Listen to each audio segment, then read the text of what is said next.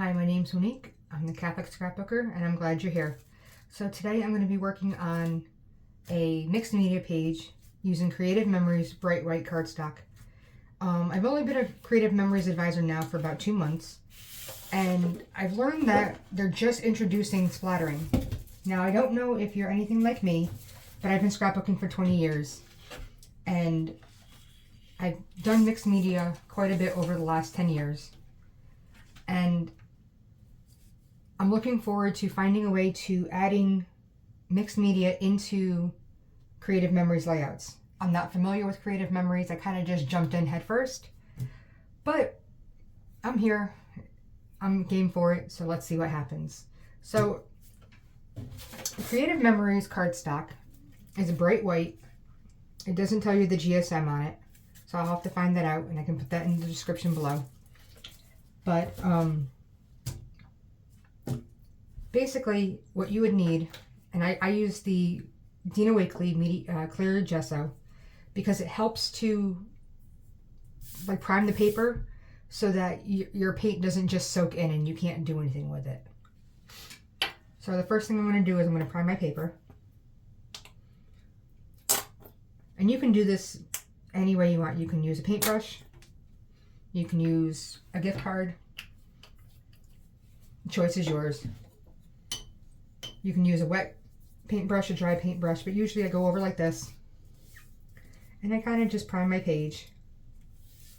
It doesn't take long to dry because you want to cover the page, but you don't want to actually like glob it on.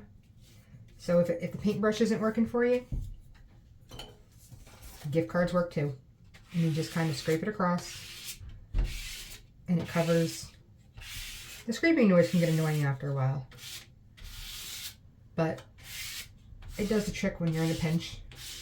And as you can see, I put way too much on, which is okay, because then what I can do is what's stuck to the card like this, I can always go back and get another piece of paper and do it again.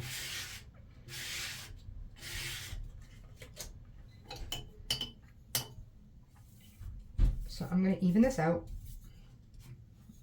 You may find cat hair on my paper, but that's okay. It doesn't bother me at all.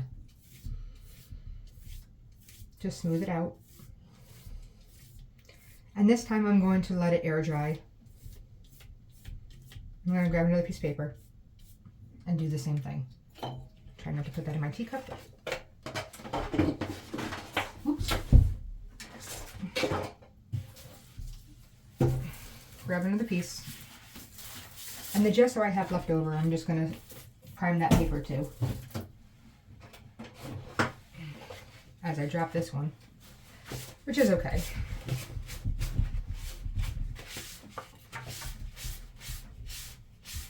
I dropped it when I went to go put it on the drying rack. Okay, close enough, I don't care. Okay. Now we'll just do it again with the leftover. Only this time, I only want it in the middle. I'll leave the edges blank. Because when I do the smooshing technique, which you'll see in a moment, I only tend to really go in the middle.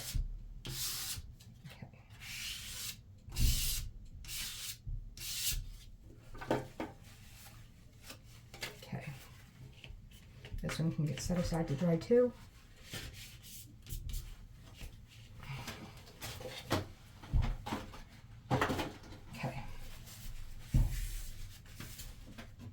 So this is one sheet that I've primed earlier today when I got my order in. And what I'm going to do now, I'm okay with the curl. Okay. These are the colors I'm going to be working with. So this is what I'm trying to recreate, something along this scheme. I found this paper at Hobby Lobby. I think it's really pretty. So what I'm going to do is I'm going to use these two and these three. The Dylusions paint and the Distress paint in Blue Hawaiian, White Linen, Laid Back Lilac, Hickory Smoke, and Blueprint Sketch. So these are the 5 colors that I'm going to be choosing from. So the first thing that I'm going to do,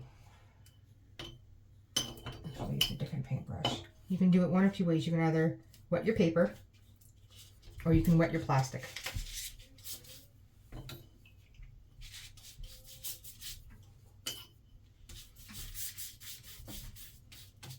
And we'll go with purple.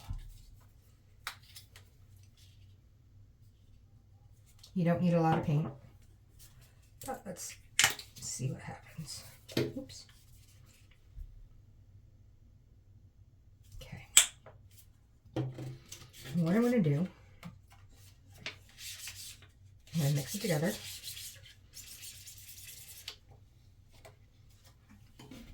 Put a little more water. Some people call this the kissing technique. I call it the smooshing technique.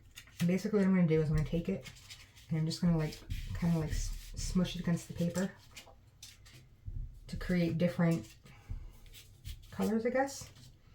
I have too much on here, so I'm just going to... Oh, I kind of like that.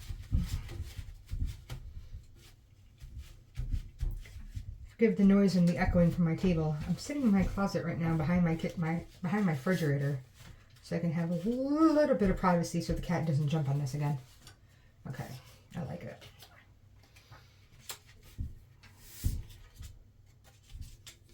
So see, by smushing it down, it gives me kind of like a cool effect. Okay. Let's see, let me clean that off real quick.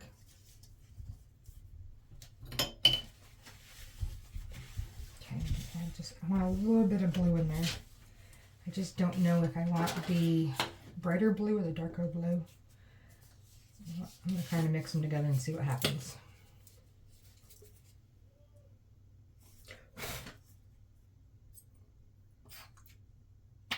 Ooh, too much. Too much, too much, too much.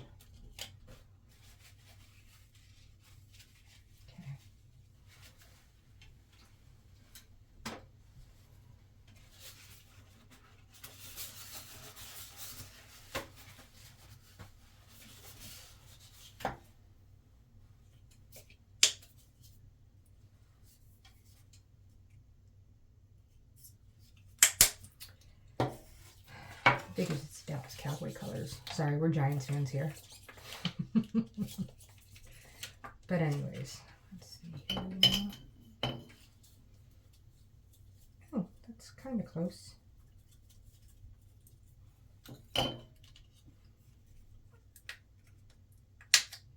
Oops. Okay. As I sit here and make a mess. But you're supposed to make a mess, it's fun. Okay, let's see here. Okay. Oh, that's better. That almost looks like that color. Okay, we're going to do the same thing over we're kind of just going to add this to it. A little bit of water.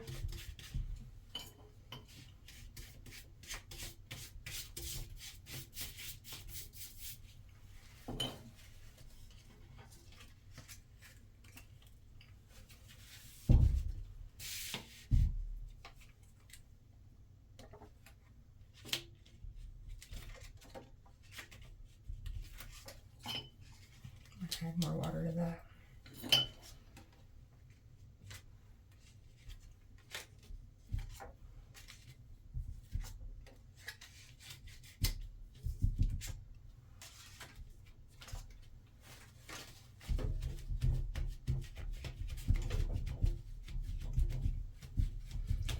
And because of the gesso, because it doesn't actually soak into it, you can move it around.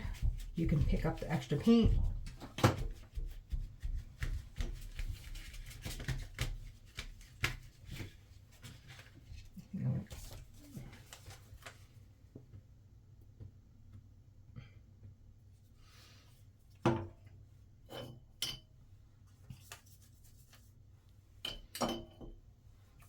Usually you want to let it dry in between paint layers because, as you can see, it is starting to warp a little bit. The warping doesn't bother me. I just use extra adhesive. Okay,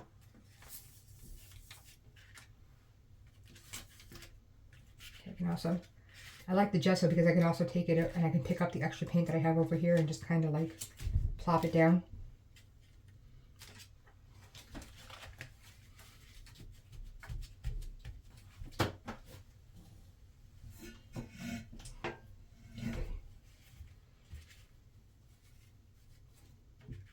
Okay, then I can just set this aside to dry, and then later on I can go back and I can use it. Actually, it looks really nice together.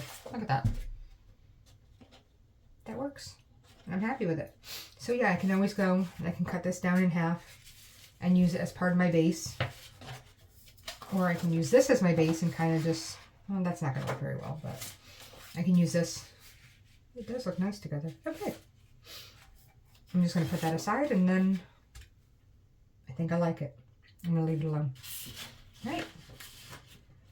Well, thank you so much for being here with me, and please excuse the banging. My table's kind of wobbly. Well, I'm Monique, the Catholic Scrapper. Thanks for being here. Have a good day.